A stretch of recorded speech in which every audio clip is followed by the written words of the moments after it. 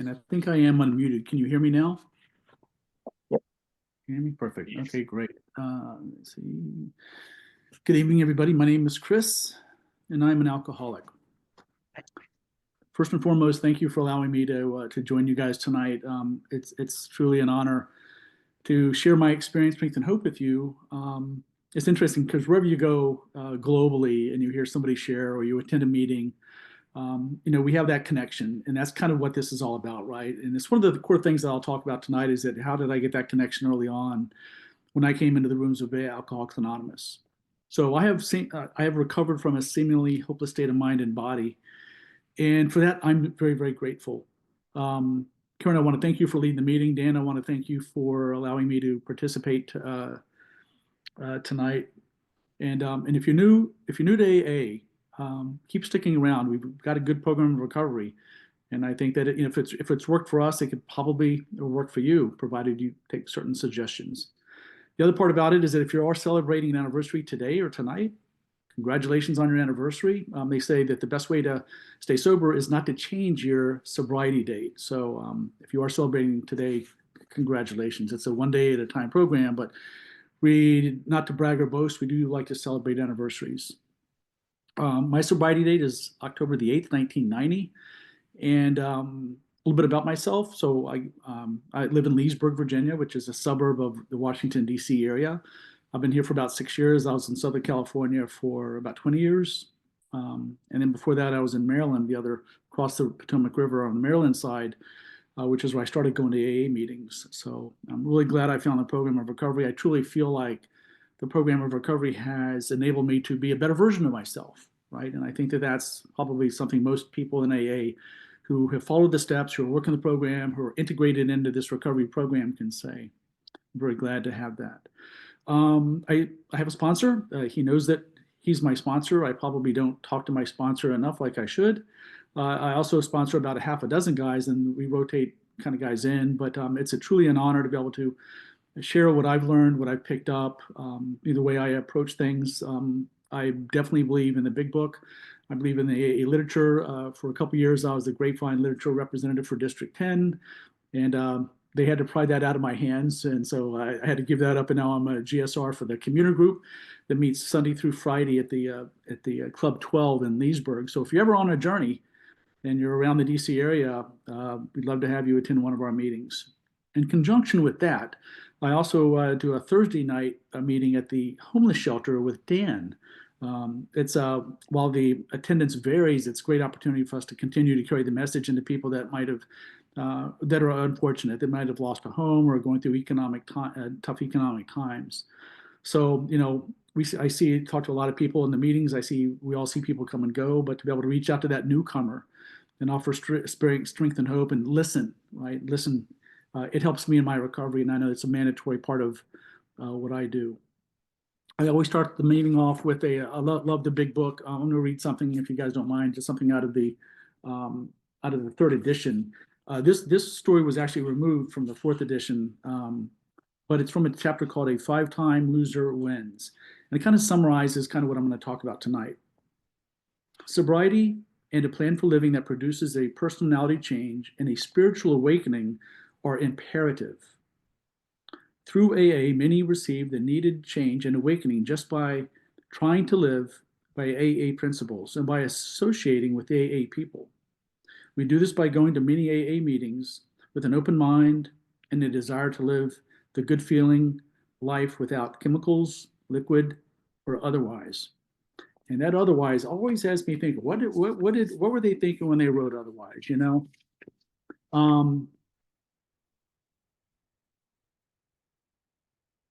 August the 6th, 2022, my family and I were taking a trip. And if you think back at maybe some of your happiest times, maybe there's a place, maybe where you got married, or maybe where you go on vacation. It's something that's beyond just a destination. It's something that's like close to your heart. So my family and I decided, coming out of COVID, we really hadn't done anything for a while. And so we decided that, why don't we plan this trip to the place that we always go to? And that place was Maui. We've been there maybe 5 or 6 times. We love it. We hang out at Kalapani Beach at one of the resorts there, and we just chill out, go to some AA meetings, and just have a great time. But we noticed that when we flew into Maui at the airport, is that there was a hurricane offshore, 500 miles or so. So it was a ways off. What we recognized when we got there the next day is that things started getting windy. And we were thinking, we'll make the best of it, certainly, but the pool was starting to get closed, the prawns on the trees were starting to blow off and fall on people. And we thought that, you know what, it doesn't really matter where you're at, as long as you're with your family. I was with my wife and my 2 daughters, Erin and Beth. We said, as long as we're together and we all work very hard and all that stuff, that's fine. That's all we need to do is just hang together, have fun, enjoy each other, and have quality time. So on Tuesday morning, at about 8 a.m., the power got cut. If you remember, there was a big gust of wind and big wind problems in Maui at the time, and the wind blew away some of the power lines or downed them. So it cut the power at our resort in Kaanapani Beach. So we decided to say, if you've ever been to Maui and you know where like Lahaina is and Kaanapani Beach is north, is that we wanted to go to the other side of the island just to kind of take a break, right? It's like power was out, our phones were, you don't realize how important your phones are until you don't have power, right? So we decided that we were going to take a little road trip and go on the other side of the island, and this was Tuesday the 8th. So we realized that there was a fire going on in Maui, and it had been put out. So we decided that we were going to cruise over to Wailea, which is the other side and south of the island, just to chill out, recharge our phones, get something to eat, and then we would get back, and maybe the power by then, the wind would stop blowing, the fire would be out, and we can continue on our vacation. So as we started to leave that part of Lahaina, we ran into some problems where the main road, there's only one, if you've ever been to Maui, there's only one way in, at least to that west side, Lahaina, one way in and one way out. So those roads were blocked by fallen down palm trees. So we decided that we were going to head back to the hotel. Meanwhile, wind is still blowing, fire is still getting a little bit more aggressive, but it was still kind of up on the hill. So we got routed through Lahaina on Front Street, and what we realized is that we were back to back with cars. We couldn't move. And so we were trapped there. We got trapped. It was like 2:30 or 3 o'clock or something like that. But what we realized as we sat there is that the wind was starting to become more aggressive, and the clouds were in the sky were starting to become black. And it very quickly over the next hour, it went from kind of windy and kind of clear to absolutely pitch black. We still weren't moving. And so one of the things we thought about is that, what do we do next? What do I do next? The girls were crying, wife was panicking. And what we realized is that the fire was about a block over. The fire was going east to west, and we were between the fire and the ocean. We were in our car. And my natural instinct was going to be like, well, do we just get out and run? Well, there's smoke, there's fire, there's heat. That would be a problem. Or do we jump in the ocean? Some people did that. Some people didn't make that. Or do we stay in the car and do we take that chance? So one of the things I realized is that I've got a spiritual toolkit that I can look at and I can think about. So for like the next 30 minutes, I've never said the Serenity prayer more in my entire life than I did over that next 30 minutes. What I realized is that we were in severe danger. We actually started moving a little bit, and we got to the point of where in Lahaina, where both sides of the street, the palm trees, the houses were on fire. The car was starting to get warm. Ashes are starting to blow in the car. Daughters are freaking out. And something inside me told me that, you know what? You're going to be fine. You just got to figure this out. You got to keep moving. So we kept moving slowly, slowly, slowly. Eventually, I decided that, you know what? I've got to do something different. And there was a break in the oncoming traffic. So I jumped into the oncoming traffic. We were in a rental car, drove up. And my natural instinct, I paused and I said, you know what, I need to, I don't know whether I go straight and wait in this line or do I take a right and I head toward the fire? What I was thinking about is that what should I do? What's the best for my family? And what's going to get us to safety faster? So I made that right. I headed towards the fire. And after about 15 minutes of winding in and out of Lahaina, I was able to get back on the main road. That was the night that Lahaina burned. And if you remember seeing pictures in the paper about Lahaina, those cars right in front of the outlets, that was 2 minutes behind us. So I contribute our survival in that to the ability for me to pause, think straight, say the Serenity prayer, and think logically, else just freak out and get through it. I tell you the story tonight is because that is truly, in my heart, the second time that AA has saved my life. I started drinking alcohol and I started this idea around how do I have a chance? How do I fit in more? Right? When I was 14 years old, parents were divorced. Father was an alcoholic. Used to beat the crap out of my mom. Uh, we just went from apartment complex to apartment complex, and never really had the foundational aspect of a family, like a lot of us don't, right? But we make do with what we have. Brother was a heroin addict, ended up dying a heroin addict, so came from a fairly dysfunctional family. But what I realized is that I was getting into the mid-teens, like 13, 14, 15, is like I needed recognition. I needed some way to identify with a class of people. And I found out that the best way to do that was to be able to associate with people that, would accept me. And it was people back in the day, as people that were drinking, people that were smoking a lot of weed, doing a lot of drugs. And I got exposed to that really early.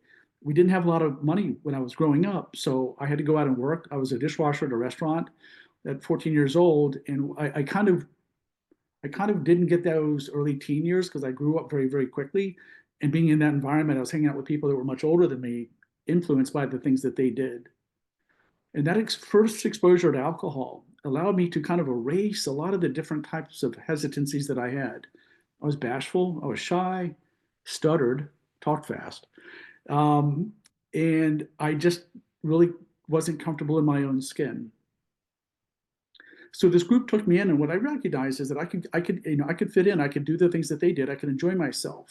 And moreover, once we started drinking and all that stuff, all of the little things that I had, those little hiccups, little challenges that I have, they went away. As they say, alcohol did for me what I could not do for myself. It became my higher power, if you will. But what happened is I continued to go through school and continued to become dysfunctional, that I lost the freedom of choice. I remember one time when I was drinking, my wife was telling me that you know what, you should really think about. I had these favorite pair of shorts, and I don't know if you have like a favorite T-shirt or favorite jeans or whatever you always wear. So I had this favorite pair of shorts, and in the summertime in Maryland, I would wear them out everywhere. And she goes, you might not want to wear those shorts out. I'm like, why? They're fine, they're comfortable, and they're kind of cool. And so she goes, well, you might want to think about that, but what, you do you. I'm like, okay, I'm just going to wear my shorts. So I wore more shorts out for literally 5 years around Eldersburg.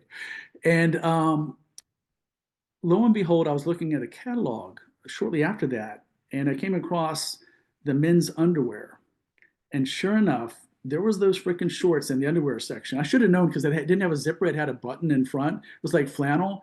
And so I went to my wife. I'm like, did you know that? She goes, I knew absolutely what you were doing. She goes, but you're drinking and all that stuff. She goes, you wouldn't have listened to me anyway. So I literally wore underwear around Eldersburg for 5 years. They really didn't look like underwear, but you know what? It is what it. Don't hold that against me. Don't judge. Um, the other things I would do is I would try to. Impressions were a big deal for me, like they were early on.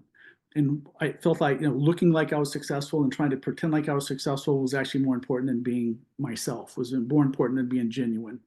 I remember I went skiing one time, and this is typical me growing up. It's like, what, my friends we'd go over to their house, start drinking in the morning, and their theory about snow skiing was, hey, you know what? If you drink before you go snow skiing, then it limbers it up and you ski better. Like that was one of the fallacies that I learned early on that wasn't true. So we'd drink and we'd go to ski, get our lift tickets, and then we would board. And so I went out and I got great skis. They were like 180. So if you ski, the longer the ski, the harder it is. You get shorter skis. So I got longer skis. When I matched, I looked like I was like on the ski patrol. And I remember going up the ski lift. I was talking to this person next to me, and they were saying, "Man, are you a professional skier?" I'm like, "No, I'm not a professional skier, but I know my way around, a ski resort and blah blah blah." So the ski lift drops us off, and I fall right on my face, and that was me, right? I mean, all show, no go, and that's really what alcohol did for me. It erased that self conscious that I had, and really at the end of the day, you know, I never meant to be an alcoholic. What I really meant to be is just really a heavy drinker. But through a progression through my junior high school, progression in my high school, I lost that freedom of choice. During that time, I also increased my relationship with alcohol and drugs. And what happened is that for me, I couldn't stop the idea around me drinking or me partying with the people around me. For me, that was really, really important. It was an important aspect of my life. I would even say it was part of my identity, right? I just wanted to be that guy. I wanted to be the guy that was social. But the problem is that I it was laying the seeds of alcoholism because I found out that I had that problem that we have in alcohol that kind of defines an alcoholic. I have this obsession and this compulsion that I think about alcohol. And then once I start drinking, I have this physical allergy that prohibits me from actually stopping drinking. And I recognize that, you know what, if this is the way it is, I need to solve the problem somehow. And so I tried a lot of different ways. I tried looking at, you know, maybe I need to move. Maybe I need to try a different type of alcohol. Maybe I need to just drink clear liquid. I tried a lot of different things, but nothing worked. Um, and they say in the big book that we're beyond human aid, you know, and I really believe that. Um, I also realized is that I was continuing to drink, continuing my shenanigans, that my luck was starting to run out. I always felt that there was a level of invincibility, right? It's like, you know, I've never gotten a DWI, you know, I've never ever been physically abusive to my wife, never been in jail, never done a lot of things until those things started to happen. And what I talked about is that I lost the freedom of choice. I couldn't predict when I was going to pick up a drink, and I certainly could not predict when I was going to let go of a drink and stop. I couldn't simply do that. And I would swear up and down to say, like, you know what? It's Friday. I'm not going to connect with my friends. We're not going to go out. We're not going to drink. And sure enough, here I come in 11 a.m. on a Saturday, hungover, drunk to my wife. You know, the inconsiderate, the selfishness was beyond. So what I realized is that back then I needed to, I felt like I needed to put a pause. I was running out of luck, and I feel like, you know, I need to do something that's got to stop this. But I kept drinking and I kept drinking. I got the DWI. I ended up in jail overnight. Started to become verbally abusive to my wife. Started to really, you know, that whole dynamic that an alcoholic goes through when they're drinking. It's like that was me. I couldn't live with alcohol, and I could not live without alcohol. But then one night I got a DWI, and for some or other reason, we talk about a spiritual experience. And if I take a look at a spiritual experience, a sudden or a gradual inner break from the past that arrives within you, brought on by awareness. And so I had like a spiritual like experience when I was in the back of that cop car. I realized that, you know, maybe I need to take a harder look at this. Maybe I can't outrun, maybe I can't outthink my alcoholism. Lord knows I tried. So I went to the court, and the court said, you know what, you have to, you know, you have to do something about your drinking. And I'm thinking in the back of my mind is like, you know, I've tried a lot of different things. I just don't know what's going to work. And went to a counselor, and they said, you know what, you need to go and do a bunch of AA meetings. This was in Maryland.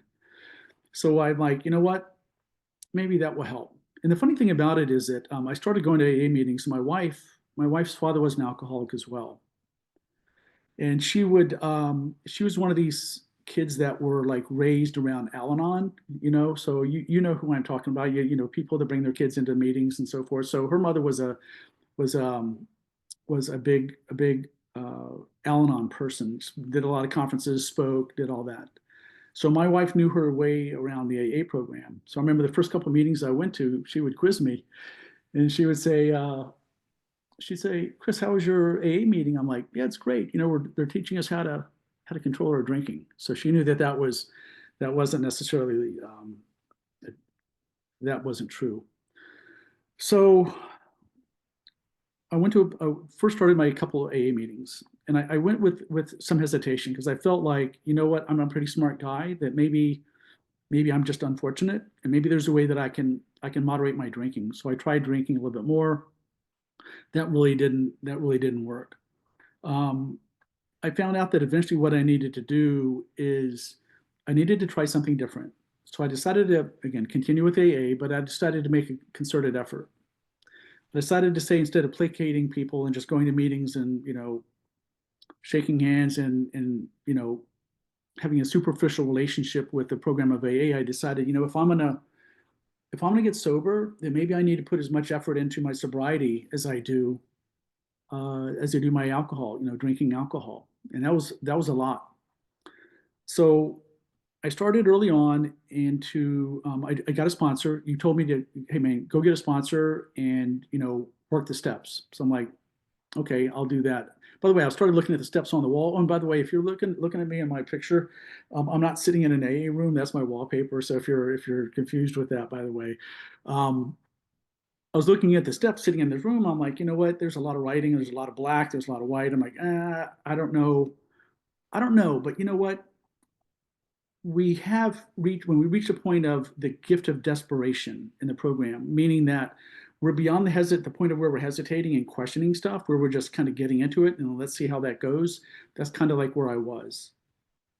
So I got a sponsor up in Maryland, and I was like, you know what? I don't know what the program is about, but I know I have a hard time stopping drinking, and I think about it a lot. And I'm in this social circle, and a lot of my identity is based upon going out and drinking. I don't know how the heck I have fear. I don't know. I don't know how this thing works. I don't even know if it's possible. I couldn't string together 4 or 5 days of sobriety. I tried. It just didn't work. So the sponsor told me, am I willing to go to any length? Do I feel like if I drink, I'll die? And I said, yeah, both, I'm willing to do whatever it takes to get a different result from where I'm at. So we decided to sit down and work the steps. And just like I do with my sponsees today, it's a very regimented way, but we start with step one. We understand the disease of Alcoholics Anonymous. We understand kind of what that does to you. We read Bill's story. We read the first part of the big book, and we highlight and talk through that stuff. Just what my sponsor did. We talk about the idea of a higher power and the concept, right? Do I believe that there's a higher power greater than myself? They say the difference between me and God is that God doesn't pretend that He's me. And I believe that today. Do I believe that there's something else out there that might be able to keep me sober? Because I can't. The judge can't. My wife can't. The program of Alcoholics Anonymous can't keep me sober. Then what you told me is that, for me to recover from a seemingly hopeless state of mind and body, I need to do some things. I need to take a look at myself. The program of recovery is about getting right with yourself, getting right with God, and getting right with those around you. So by step 3, I'm understanding that I'm an alcoholic. I'm getting right with myself. And I realize that I don't have the power to be able to correct this situation. So I need to do something about it. So we work through step 4 and step 5. And what that allows me to do is really take an honest look at myself. They say alcohol is but a symptom. I believe that alcohol was a means for me to fire up my character defects or my shortcomings, if you will. It allowed me to mask the core base instincts that go AWire in my life. Having financial or social or sexual, all that stuff. That stuff's a base instinct and it's natural. It occurs in all of us. But when that stuff gets triggered and alcohol kind of is an accelerant for that stuff, that's where I run into problems. So I needed to take a look at that, right? Step 4 and step 5 gives me clear cut directions on how do I look at my fears? How do I look at my resentments? How do I look at sexual misconduct? And how do I look at the things that I've done in that wake of destruction that I've had and harms done to others? Honestly, take a look at that. I've never done that in my life. Was it hard for me? It was really difficult. I think it's difficult for any alcoholic to do that. It's an awakening in and of itself. But if I'm going to recover, I need to pay the rent. I need to take a look at myself, because if I'm going to work step 6 and step 7, I need to ask God what this is all about and how He can help me remove those things. And quite frankly, I'm going to always experience them. It's just the way life. I'm a fearful individual. I'm a human. I fear stuff. But what the program allows me to do is allows me to channel that fear into more of a productive reaction than what I would do normally, which is go out and drink and not give a crap. So I'm looking at step 4 and step 5. I've taken a look at step 6 and step 7. And by the way, big believer in step 6 and 7. I mean, if God, by that time I was working step 6 and 7, if God by that time had removed that obsession and that addressed that allergy, no, that obsession, the compulsion to drink, one miracle has already happened. Maybe he can take a look at these character defects that I have, and maybe he can start helping me with those too. As they say in AA, if it doesn't work, the worst things that happen is you stay the same. But I realized is that during my years, I hurt a lot of people. I hurt my wife. I hurt people I worked with. I hurt people that were close to me. I hurt family members. So there was a point in time where I was mature enough within the program, and my sponsor worked with me to like, what does an amend look like? Why do I need to make an amend? Why do I need to clean up my side of the street?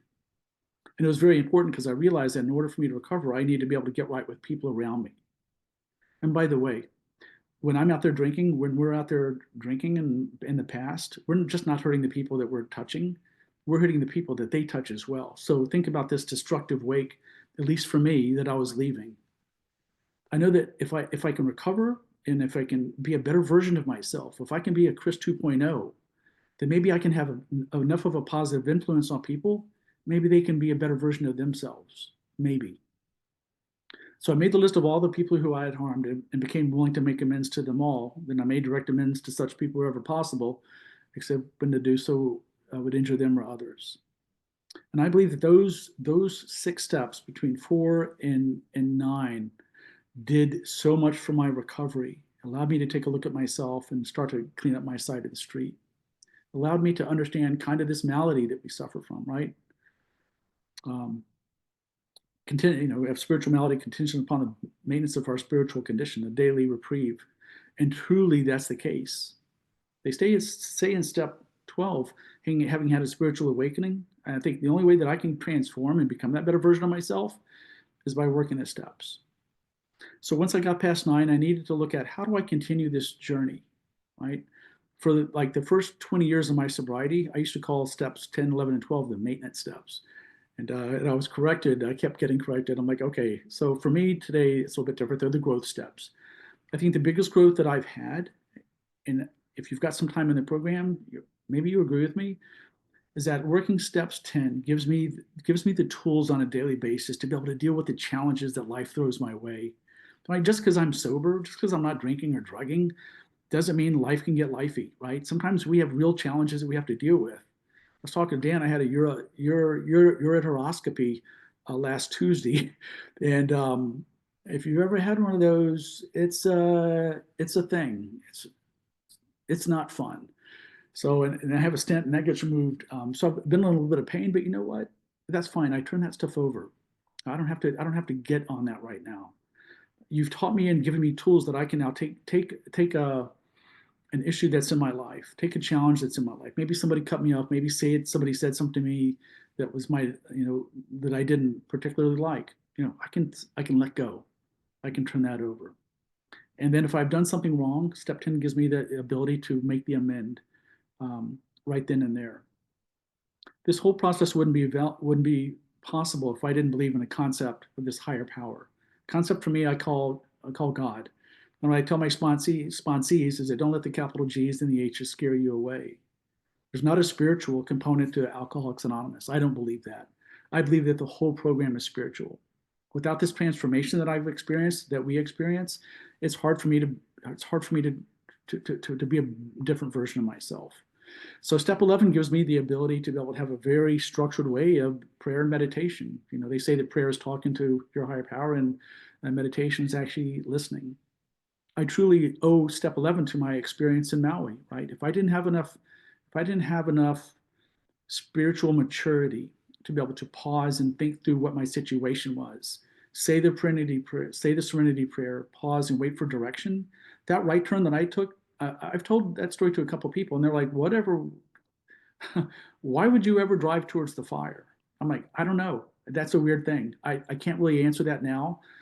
I just look for that intuitive thought. And my intuitive thought was, I can't sit here in this road. We're going to die. I need to get out. We need to keep the car moving. The only way to go was to drive to the fire and then turn. So prayer and meditation is so key for me right now. Is that I truly believe that it's such a big part of my recovery. And then step 12, having had a spiritual awakening as a result of these steps. I try to carry the message wherever I'm at. Sometimes when I'm talking to a newcomer, I might be the only big book he experiences. So I have to reflect, the program and how I'm approaching that person. Um, I love listening. I love hearing the fear, because I know that there's a solution out there, provided that person follow these simple instructions or suggestions that we have. So for me, I think for the program of recovery, it's a program of action. I try to encourage people when I work with them to get a sponsor, and if it's not me, that's okay. There's a lot of good people. I have a network of people that do a great job in sponsoring people. So I try to align people with the people that I think that they can react with.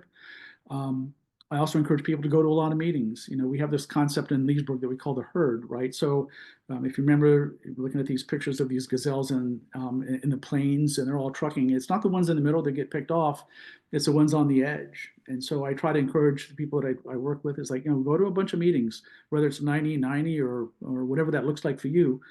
But you need to fall into the fellowship. If you follow into the fellowship, you develop these relationships, and you're on this, you're in the boat rowing together, and that is a beautiful thing today. As I talked about the anniversary, don't anniversary date, don't think that, don't change that. And then I'm a big literature guy. I get the Grapevine. I've read probably 40 to 50 of everything that is through Grapevine or through Alcoholics Anonymous. I believe in that stuff. I love AA history. It's part of me. I think the more so I've got this thirst to be able to learn more about the program. And even with 33 years of sobriety, you know what? Uh, I still got a lot of questions. So what I do is that I do a lot of reading, and I do a lot of praying, and I do a lot of thinking. And I recognize that there's some things like the concept of my higher power. I'm never really going to totally understand what that is. I know it's just not me, and it gives me the strength to be a better version of myself. It gives me that program of recovery. So I think that a couple of the things I wanted to bring up is that I think the biggest thing for me was really the transformation included really four different areas of my life. I think it's working the program um, in a very effective manner allowed me to have a different belief system today. So I believe that, I'm an alcoholic. The first thing I say in the morning, my name is Chris and I'm an alcoholic. The most important 8 words I say every day. That thought, that belief sets forth a series of sequences that I do in the morning. I pray, I read transitions daily. It's kind of a alternative to ponderables. Don't worry, Dan. I'll get around to getting ponderables. I've heard so much about it. You're a great lead, so thank you for that. I also believe that we've had deep and effective spiritual experiences which have revolutionized our whole attitude and outlook on life. So I think the second thing that the program has done for me is it's allowed me to have a different attitude, right? I know that instead of being selfish, self-centered, dishonest, inconsiderate, it allows me to flip all that stuff, right? I can have gratitude. I can try to have humility. I can be that better version, that Chris 2.0 that I talked about earlier. Thoughts is another big one too, is that I believe that I would react to certain events in my life in a very negative way.